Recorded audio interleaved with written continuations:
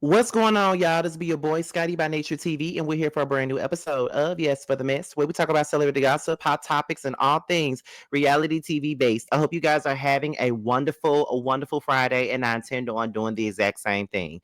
Now, before we get into today's mess, let me let you guys know what we got coming up on the platform. Today is Friday, which means that it's time for Belle Collective, honey. And we will be going live tonight at 9:05 right after the episode. So make sure you guys tune into that. And then on Saturday, we'll be going live for Love and Marriage Huntsville. You know, I go live right after tea at 10:35 p.m. Eastern time. So make sure you guys tune in. And being that there is no Real Housewives of Potomac, and being that there is no Married to Medicine, there won't be a Whether You Like It or Not panel. However, on Monday night, I will be going live for Love and Hip Hop Miami. So make sure you guys tune in for that right after the show. Okay. So with that being said, that's pretty much all that we got for the church announcement. So we're going to go ahead and get into the mess. Now, these two have been a topic of discussion ever since the other night, and ever since Aisha decided to let the people know that they are leaving the show and that they won't be coming back, honey. Okay, so Willie Cologne and JJ, they decided to go on their podcast and talk about the decision to leave Belle Collective. This was just sent to me. I knew that they had talked about it, but I didn't really get a chance to go ahead and do a video about it. I've been trying to, get a little bit of rest because y'all know I've been working my ass off all this month. So I wanted to get a little bit of rest. But now we at the last few days of the month and I want to get some extra change, honey. Okay. But whatever. So we're gonna go ahead and get into that. We're gonna listen in on what Willie and JJ were talking about and what made the decision be the decision. And after we hear what they have to say, I'll be back to give you guys my opinion. Let's go ahead and get into it, y'all. Right. So a couple of things. One, the final episode, so let me just pivot a little bit. So last night, Monday, we're shooting this on a Tuesday. Monday, I had opportunity to once again jump on Carlos's King live stream, which he does every Monday night, and it was about the final episode. And he did a great job of allowing me to have his platform to explain what happened and how did it arrive to what we were able to see between the cussing and the fighting and all the other nonsense. And for everybody out there, I'm pretty sure the episode up or it will be up. You can find it on Carlos's episode, this past episode of how I felt about it. I don't want to do too much. I don't want to dive too much into that because I'm quite frankly over talking about. I'm tired of talking about it. But I think there's a couple things that need to be said. Mm-hmm. One, when Aisha and I started or was invited to be a part of the Belle Collective, we knew we was going to have some obstacles because we don't live in Jackson, Mississippi. Keisha is from Jackson, Mississippi. I'm obviously from the Bronx, New York. Being a part of the show, I didn't know what to expect. However, I did know anytime you're a part of reality TV, you got to be prepared for what reality TV brings into your life, meaning the messiness, the drama, and also some sense of discourse. We were prepared for that. Moving forward, I think as we went through these seasons, and you have to now reassess every season and what that means to you in your personal life, right? Like, I think we went into it with goals. It was an opportunity for us to put ourselves on a national platform, explain to the world what we're trying to do, give Aisha a chance to be the face of the revitalization of Fair Street in Jackson. It gave me another avenue to show my personality and what I could bring to TV, alongside collectively Keisha and I, to show what a positive Black family looks like on TV. Mm-hmm. Those were the goals, and show how we can do that together as a family on top of having fun and be a part of reality TV. When I was able to, the first season, as I kind of integrated myself into you guys, meaning Cliff, Glenn, and you, I did have some type of, I guess, natural, like, man, what is this? Where am I at? Because I've always been, on a football field or on a studio desk talking sports. This was a new world for me. I must say, there was this perception that I thought I was holier than thou. And anybody I've ever been around, no, that's nowhere near me. Like, that's not even in my DNA to think I'm better than somebody. Now, there's some things I'm with, and there's some things I'm not with. I think that's natural for anybody. As the seasons continue to push along, there was also this extra added, I guess, push to make it seem like I was being judgy. Now, and I explained this on Carlos's live I never went digging for anything, right? Anything I ever said on air was something that was already kind of showed to the audience and me. I never checked out nobody's bank account. I never checked out where nobody lived. I never cared about anybody's past background. I didn't do any research on the guys. So it was me pretty much taking what everybody else saw and using that to have any back and forth that we may have had on TV. Push along. I also realized that, as I mentioned, when you go into reality TV, you have to have goals, right? And when your goals and your brand aren't in line with what you're doing, you have to reassess about is it worth it or not, for you and your family. So we move along. As we push through this past season, I realized that this show, Valid, it did kind of give us a new audience. It did put us in a new light. We weren't in line with the family goals. We weren't in line with our goals, and we weren't in line with what I felt God is calling us to do. One of the things that's troubling about being a part of reality TV is sometimes you don't control your narrative. And that's right. You're right, because there's a lot on there that doesn't get showed and said that we actually say and do. Correct. And so it gets cut for the sake of entertainment and to build storylines. But there's so much that happens. There's so much that gets left on the edit room floor when you finally see the final product. You're like, man, the reason I did this is because this happened, right? Or the reason this was said because this happened, and the audience only gets to see this part of it. So you could either be made the villain or the hero, or you could just be seen out of pocket, and it kind of builds. Fine, that's TV. I'm with that.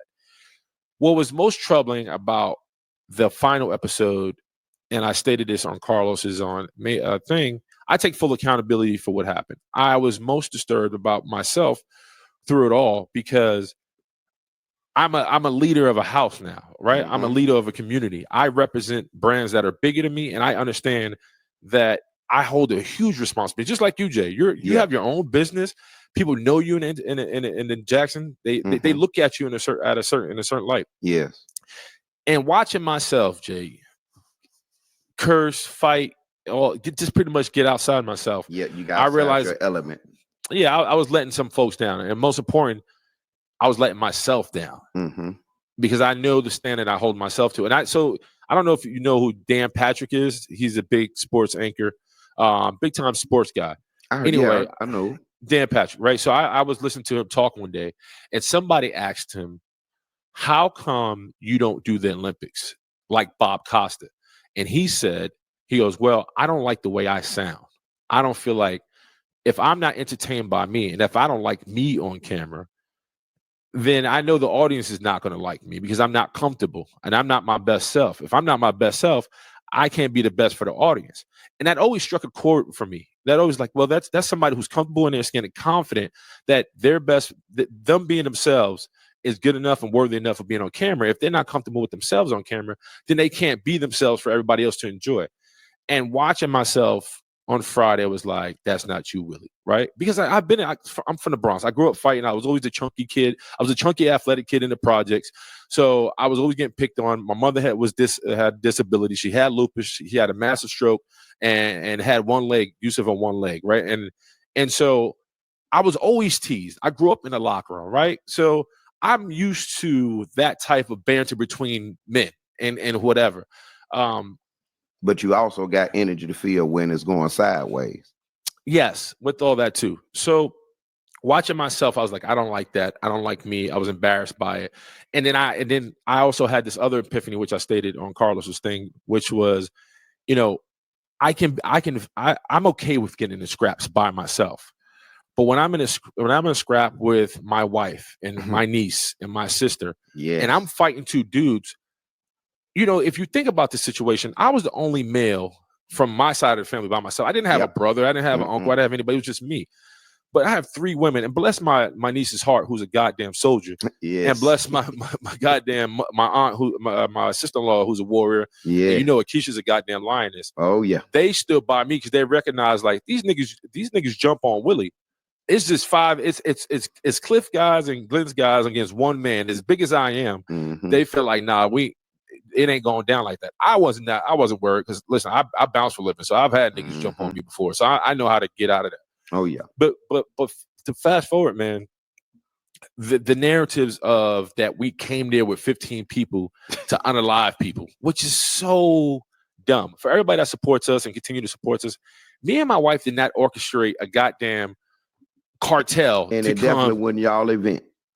Right, to come mess up Cliff and Latrice's event. We also didn't come there to do anything other than to attend the event and go home. What do we get out of messing up an event that has nothing to do with with to be us? honest with you, Big Willie, before you go into father, I remember the guy down the recording. I don't know who got it, but your niece, Aisha family, they was on the floor dancing, having a great goddamn time. I wish we could find down there doing that. I mean, they was having a ball. I wish I could find that footage. Did not start until Cliff and goddamn Glenn started that stuff, because they was out celebrating, drinking, and dancing. Matter of fact, dancing with them too, having a great time. So I wish we had footage of that, because I wish they would show footage, because prior to the melee, if you will, my wife, Aisha, her niece, Latrice, her people, they're all getting down on the dance floor, shaking their asses, having a good time, laughing. It was more fun than ugly. It only got ugly to what you just mentioned. Push along.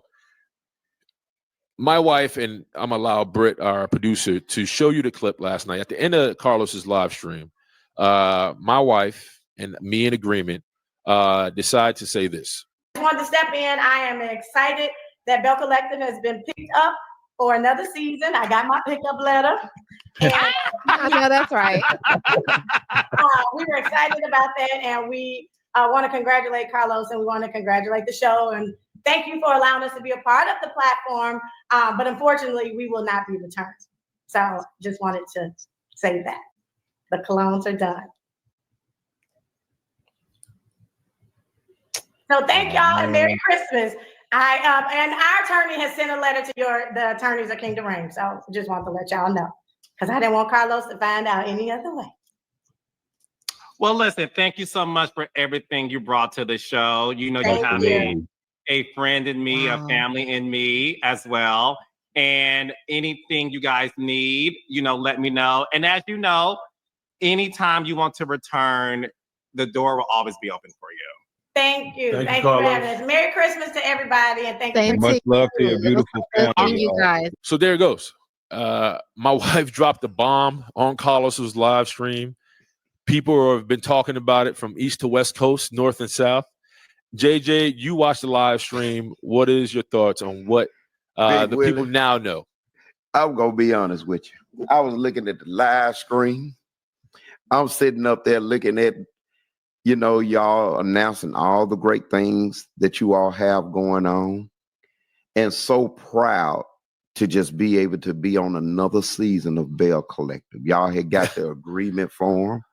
And I mean, all the praises was out, and Aisha got done and sat there, just so excited.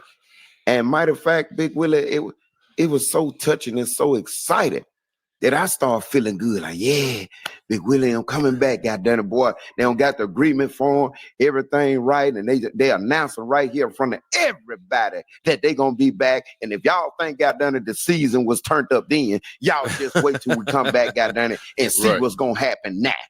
And boy, when I saw Carlos, his producer, God damn it, which is the young lady, can't remember what her name, and the guy that was with him, and they was clapping like, yes, we about to show enough turn up next season. And for her to got down and sit there and put that needle up in that balloon, got down it for all the air to come out. Big Willie, I'm sitting there shaking the computer like, is the mother froze? What the hell? It's like, I'm hitting the computer like, damn, my Wi-Fi go bad? Right or what? I'm like, what the hell? Big Willie, it was like a pause, like the world stopped. I'm like, dang. If it was a bomb, got done it to be set off, got done it, explode, boy, I don't think I ever seen a cutoff game, goddamn it, that damn strong, goddamn it. Your wife, goddamn it, boy, she's a true lioness. That's a true Leo. Boy, she bought a mug way up, and your hands go up, and they didn't stay there. They came back down.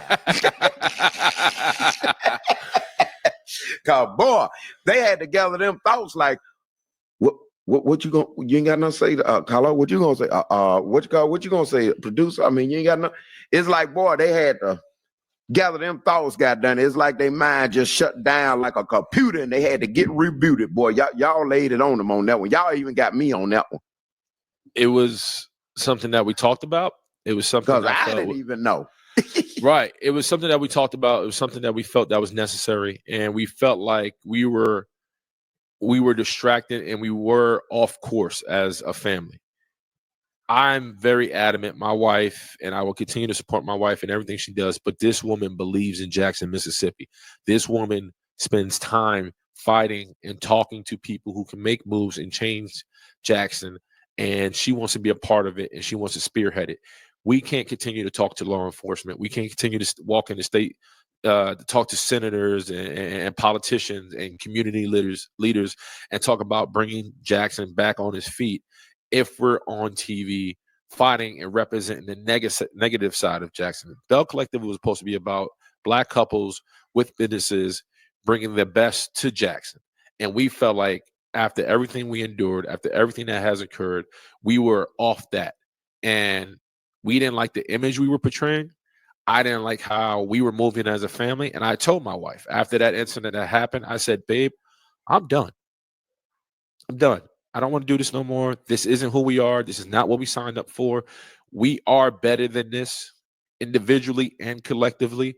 And I watched this woman bring Ferris Street Festival to Jackson 2 years back to back. Yes. I watched this woman lose sleep. I watched this woman go into our own bank account to bring Jackson on his feet, to Yes. show Jackson that there is hope.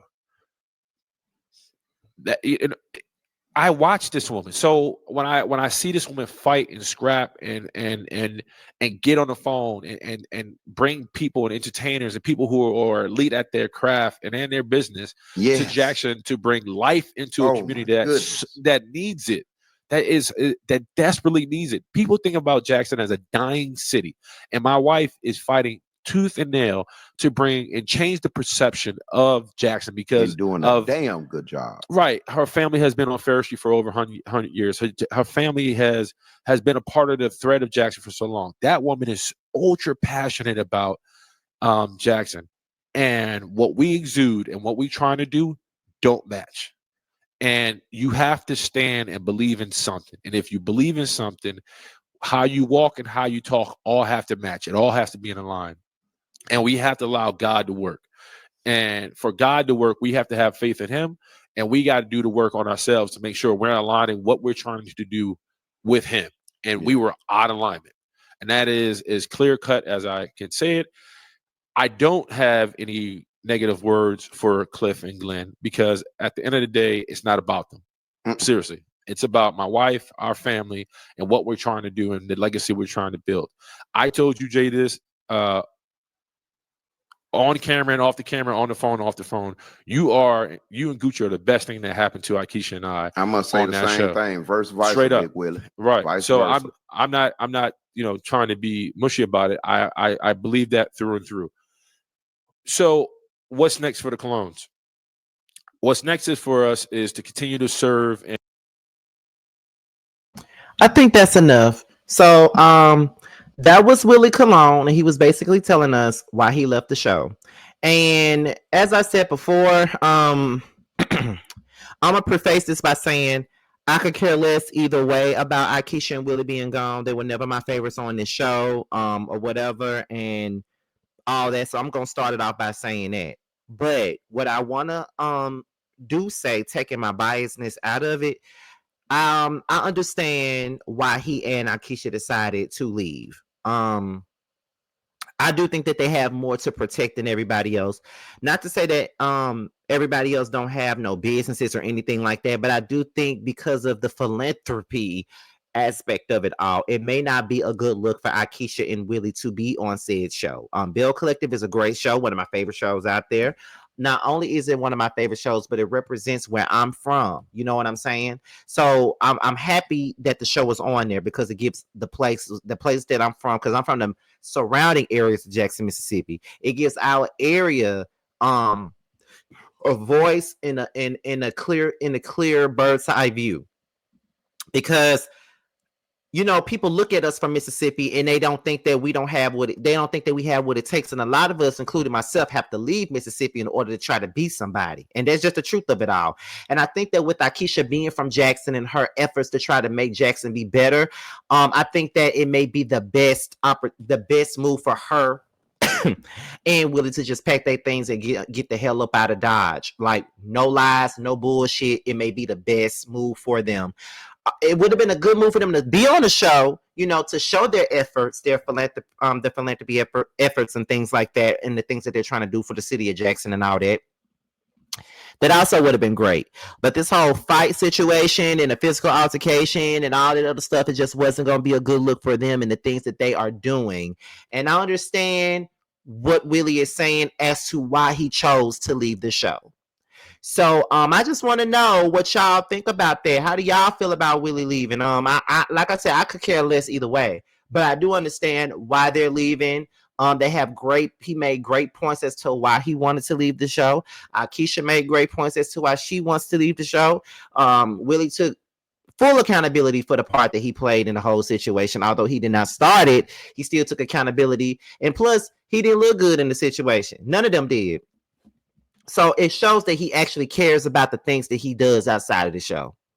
And that's really all that I got for that. So with that being said, y'all, this be your boy Scotty by Nature TV. Be sure to like, rate, comment, subscribe, share this video, and also click on the notification bell so you can be notified whenever a video drops. And if you want to follow me on any form of social media, my Twitter, my Instagram, and my TikTok will be down below. With that being said, you guys, I'm going to leave you guys with the preview from an independent film by one of my Scotty Gang members, longtime Scotty Gang members, of course. He's been watching me for many, many moons, and he has an independent film out, and the link for the independent film will be in the description box. Make sure you guys check it out, and here's the preview. Holla at y'all later. Bye. You don't feel off today? Today barely started. How are you feeling off? You know, you really need to lay off the drinking on the job, my friend. It's really interesting that all three of y'all moms passed and around the same time. I'd be lying if I didn't say that was interesting. Oh, pretty sweet. You were trying to attack me. I've literally been in my office the entire time. I feel like we were purposely brought together by the universe. You won't be around long enough for it to even matter. Are you threatening us? You're just gonna have to trust me unless you have another plan. First of all, you never answered our first question. Who are you? What the hell did we just experience?